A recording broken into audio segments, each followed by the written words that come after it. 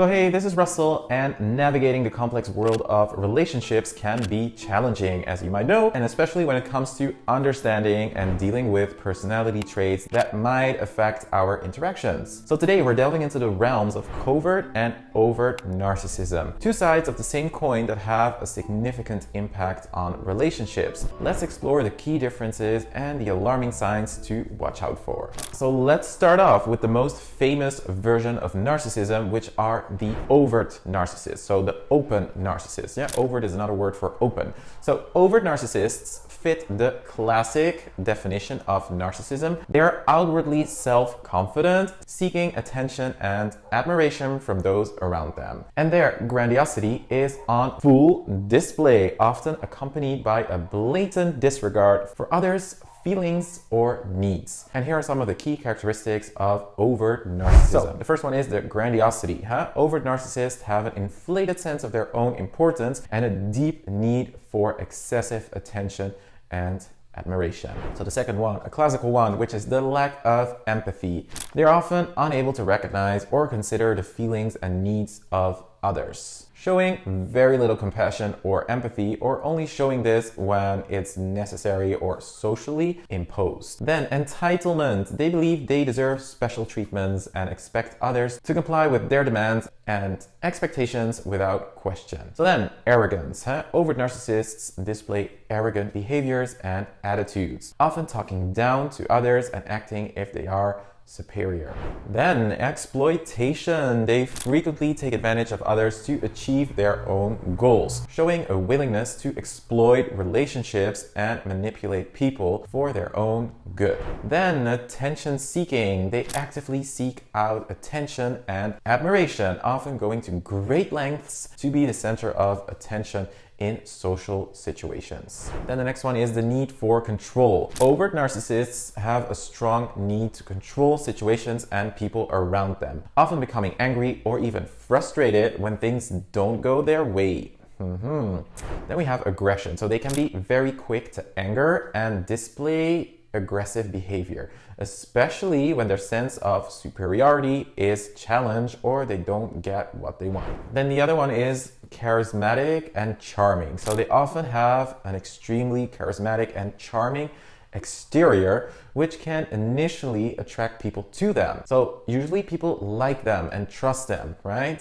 Then another one is superficial relationships. So their relationships, their friendships tend to be shallow and based on what others can do for them rather than genuine emotional connections. Then another one is blame shifting. So they rarely take responsibility for their actions and are quick to blame others for their problems and failures. They are the center of attention and the rest of the world is kind of there to blame or to be taken advantage of, okay? Then hypersensitivity to criticism. While they may dish out criticism freely, they are very sensitive to any form of criticism directed at them, often reacting with rage or defensiveness. Then envy. They are often envious and believe others are jealous of them, which can lead to competitive behaviors. So then unrealistic expectations. They have unrealistic expectations of favorable treatment and success, often believing they are destined for greatness without putting in the necessary effort. So these traits that I've just mentioned make overt narcissists easier to identify compared to their covert counterparts,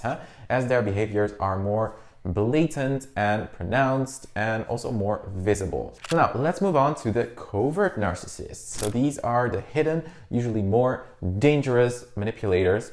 And covert narcissists are often referred to as vulnerable or closet narcissists. They usually present a facade of humility which masks their underlying sense of entitlement and self-centeredness. And unlike their overt counterparts, they might not outwardly seek admiration. However, their narcissism manifests in more subtle, insidious ways, so it's kind of harder to spot. But they are also hypersensitive to criticism. Covert narcissists often react very strongly to any form of criticism, perceiving it as a personal attack even when it's very constructive. And while overt narcissists express aggressiveness, the covert narcissists usually show passive-aggressive behavior, such as sarcasm, backhanded compliments, or the silent treatment.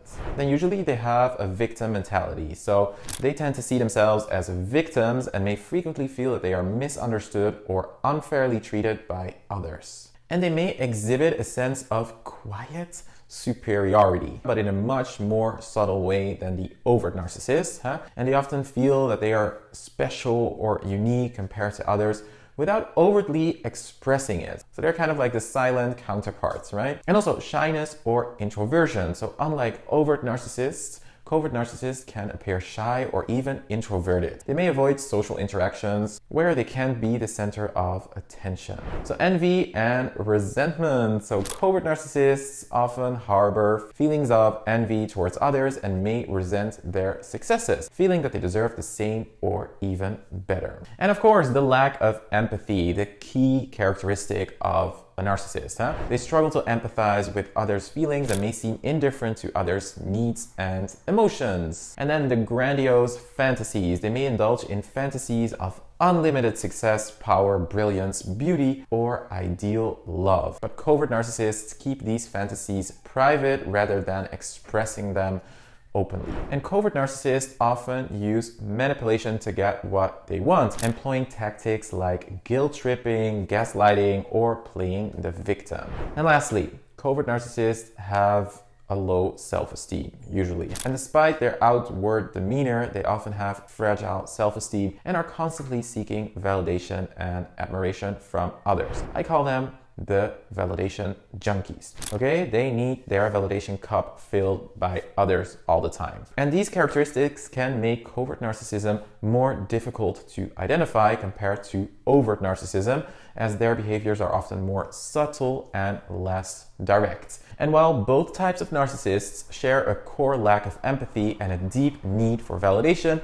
the way these needs manifest can be quite different. Covert narcissists might not openly seek the spotlight, but they manipulate emotionally to fulfill their desires. And overt narcissists, on the other hand, demand attention and admiration openly. So why do these signs actually matter? Well, you're not here to diagnose, I'm not a professional, or you're maybe not a professional, but you're here to learn how to protect yourself from potentially toxic relationships. So understanding these behaviors can empower you to set healthy boundaries and seek relationships built on mutual respect and empathy. And if you've encountered these traits in relationships or friendships and want to share your experience or learn more, don't hesitate to comment below. And remember, awareness is the first step towards healthier interactions. And if you want to learn more about narcissism and want to educate yourself, I put some professional YouTube channels down below that you can go and watch, okay? And if you like this video, don't forget to subscribe, to like and share. And I hope to see you very, very soon on this journey of finding healthy, happy love. Bye-bye.